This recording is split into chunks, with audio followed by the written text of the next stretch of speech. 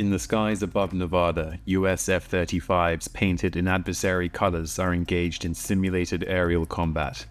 These aren't ordinary fighter squadrons, they're elite pilots playing the role of the enemy, tasked with making American aviators better at their craft. But their story begins with a crisis. By the mid-1960s, American air superiority was being challenged.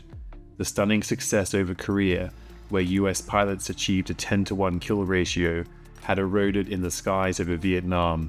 Now, American pilots were struggling to achieve a 3-to-1 kill ratio against smaller, more agile, Soviet-designed MiGs. The Pentagon needed answers. In 1966, they launched Project Red Baron, a comprehensive study that revealed an uncomfortable truth. American pilots were training to fight the wrong war. They prepared for long-range missile engagements, but found themselves in close-range dogfights they never expected. A solution to this problem was proposed by a group of forward-thinking officers, the so-called Iron Majors.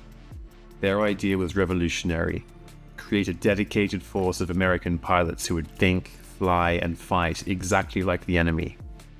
In 1972, the first aggressor squadron took flight at Nellis Air Force Base, flying agile T-38 Talons that mimicked the handling of Soviet fighters. These weren't just pilots playing a role, they lived it. They took Russian call signs, decorated their spaces with Soviet propaganda, and immersed themselves in enemy tactics. Their dedication would save lives.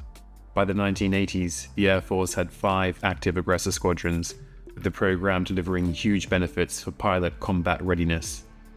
The proof came in 1991 during Operation Desert Storm.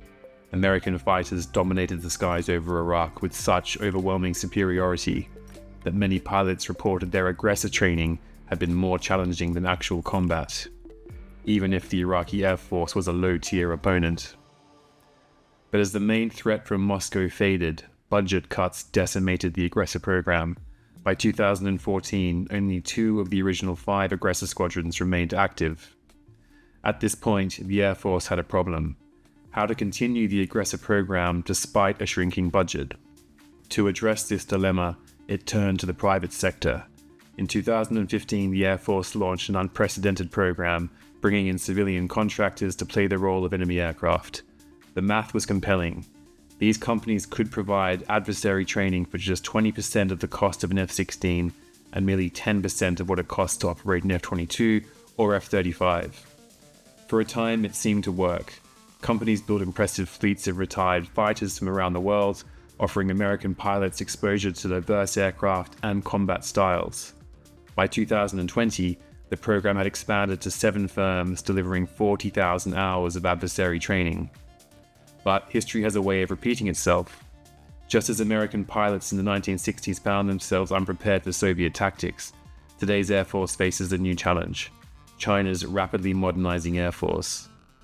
Beijing's stealth fighters and advanced 4th-generation aircraft can't be replicated by pre-4th-gen jets from the private sector, no matter how well they're flown. As a result, one contract with Draken International to provide Red Air adversary services at Nellis was cut in 2022. The Air Force must now find a new way forward. Today, dedicated aggressor units still work to sharpen American pilots' skills against evolving threats. At Nellis Air Force Base, the recently reactivated 65th Aggressor Squadron deploys 11 F-35s to simulate advanced 5th-generation opponents, while the 64th and 706th Aggressor Squadrons both operate F-16s.